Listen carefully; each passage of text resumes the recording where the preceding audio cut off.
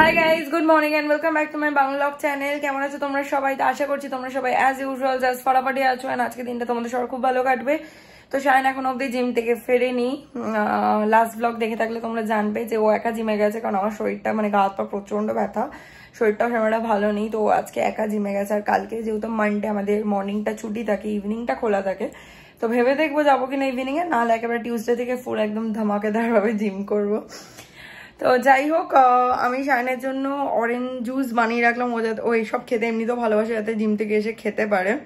তো যাই হোক, কিন্তু মিন ওয়াইল আমি স্নান টান করে ফ্রেশ হয়ে এলাম। এবার যাবো গিয়ে পুজোটা দেবো, যাতে ও আসলেও স্নান করে তারপর আমরা দুজনে একসাথে লাঞ্চে বসতে পারি। তো চলো, without any further delay let's start today's video. I hope কি আজকে এই ব্লগটা দেখতে তোমাদের সবার খুব ভালো লাগবে। পুজো দিয়ে কিচেনে চলে এলাম, শায়নও চলে এসছে। ও এসে একটুখানি 5 মিনিট বসলো, বসে জুসটা খেলে এখন স্নানে গেছে। আমি এখানে ইন দ্য মিন টাইম মাছ ভাজা রয়েছে, জাস্ট একটু হালকা একটুখানি আর একটু ভেজে কড়াইতেই রয়েছে, মানে অন্য কড়াইতে শিফট করা রয়েছে, কারণ যেই কড়াইতে ভাজা ছিল ওই কড়াইতে রেখে দিলে পুরো তেলটা টেনে নিত মাছটা, তো অন্য একটা ছোট্ট কড়াইতে রয়েছে। এই যে মাছ ভাজা, এটাকে একটুখানি মানে মাছের গায়ে যে তেলটা আছে ওইটা দিয়ে হালকা হালকা করে একটুখানি অল্প মানে কি বলবো ফ্লেমে আর কি একটু সেঁকে নেবো, তাহলে মাছটা গরম হয়ে যাবে। আর এদিকে রান্না বলতে কাতলা মাছের আলু দিয়ে ঝোল করা হয়েছে, আর ডাল আছে, আর কালকে চিকেনটা রয়েছে, কারণ কালকে রাতে আমি আর শায়ন কেউই সেরকমটা খাইনি। অল্প একটু ভাত দিয়ে চিকেন শায়ন আমাকে খাইয়ে দিয়েছে আর নিজেও খেয়েছে। তো যাই হোক, চলো মাছ ভাজাটা করি, তারপর লাঞ্চে বসবো। সন্ধ্যাবেলায় রেডি হয়ে বাড়ি চলে এসেছি, বিকজ একটা ইনভিটেশন আছে আজকে বন্ধুর বাড়িতে, রাম ঠাকুরের উৎসব, সেখানেই যাব। তো বাট এই মুহূর্তে যাবো না, একটু লেট ইভিনিংয়ে যাব, তো সেই জন্য একেবারে রেডি হয়ে এসেছি বাড়িতে। তো চলো ভেতরে যাই, কি দেখি বাবা মা কি করছে। তো সন্ধ্যাবেলার ইভিনিং স্ন্যাক্সে বাবা নিয়ে এসছে আমার জন্য চিকেন ললিপপ। তো চলো এটাই এখন স্যালাড দিয়ে খাই।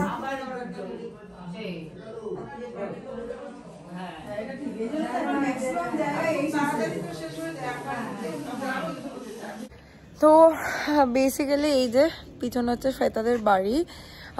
দাঁড়াও আমি এটা খুলি, শানের রুমাল বেঁধেছি, কানে খুব ঠান্ডা লেগেছে আসার সময়।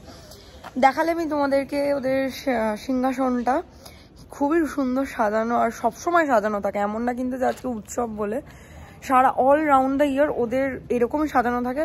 হ্যাঁ বলতে পারো ওই যে ওপরে যে ফলস ফুলের যে ডেকোরেশনটা ওইটা হয়তো আজকের জন্য, বাট বাকি সময় ইকুয়ালি এরকমভাবে সবসময় গুরুদেবকে ধুতি পরানো, হ্যানা তানা, এগুলো সবসময় খুব সুন্দর করে ওদের সাজানো থাকে। ওদের সিংহাসনটা সত্যি এসে মানে আসলে না মনে হয় যে বসে দেখি, খুবই সুন্দর। তো যাই হোক, আমাদের তো ডিনারের কোনো রকম প্ল্যান ছিল না, বাট ধরে বসে খাইয়ে দিল পোলাও, আলুর দম, চিলি পনির ছিল না ওটা, চিলি পনির, তারপরে আমের চাটনি ছিল, তাই তো ওটা, কারণ আমি চাটনি খাইনি, আমি মিষ্টি পাঁপড়, ভালোই খাওয়া দাওয়া হয়েছে। হ্যাঁ খুবই ভালো রান্না হয়েছে, কাশ্মীরি আলুর দম ছিল, কাশ্মীরি। তো যাই হোক আলুর দম হয়েছে। তো যাই হোক খাওয়া দাওয়া হয়ে গেছে, খুব সুন্দর গেটও করেছিল, দেখো গেটের মুখেও গুরুদেবের ছবি। তো যাই হোক খাওয়া দাওয়া সবই হয়ে গেছে। আমার খুব ঠান্ডা লাগছে বলে শ্বেতা গেছে একটা স্কার্ফ আনতে, তো ওই স্কার্ফটা নিয়ে এলে, এই যে এসেও গেছে, স্কার্ফটা নিয়ে এলে বেরিয়ে যাবো, স্কার্ফটা পরে। ওরা কি আসছে? এই যে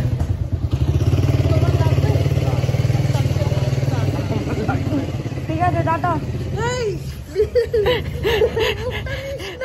বাড়িতে এসে ফ্রেশ ট্রেশ হলাম, ডিনার করার তো কোনো ব্যাপার নেই, জাস্ট ডাস্টবিনটা বাইরে রেখে দিলাম, কারণ আগেও হয়তো বলেছিলাম যে আমাদের ফ্ল্যাটের নিয়ম হচ্ছে গেটের বাইরে সবাই ডাস্টবিন রেখে দিই, সকালবেলা লোক এসে কালেক্ট করে নিয়ে যায়, তারপরে ঘুম থেকে উঠে আমরা ডাস্টবিনটা ঘরে নিয়ে নিই।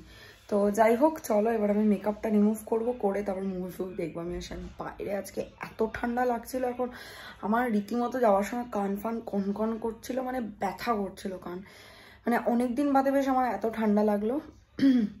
তো ওই জন্যই শ্বেতা আসার সময় স্কার্ফটা দিয়ে দিল আমাকে। তো যাই হোক, ও স্কার্ফটা দিয়েছে বলে সত্যি বেঁচেছি, মানে এখন কানটা পুরো রিলিফ লাগছে।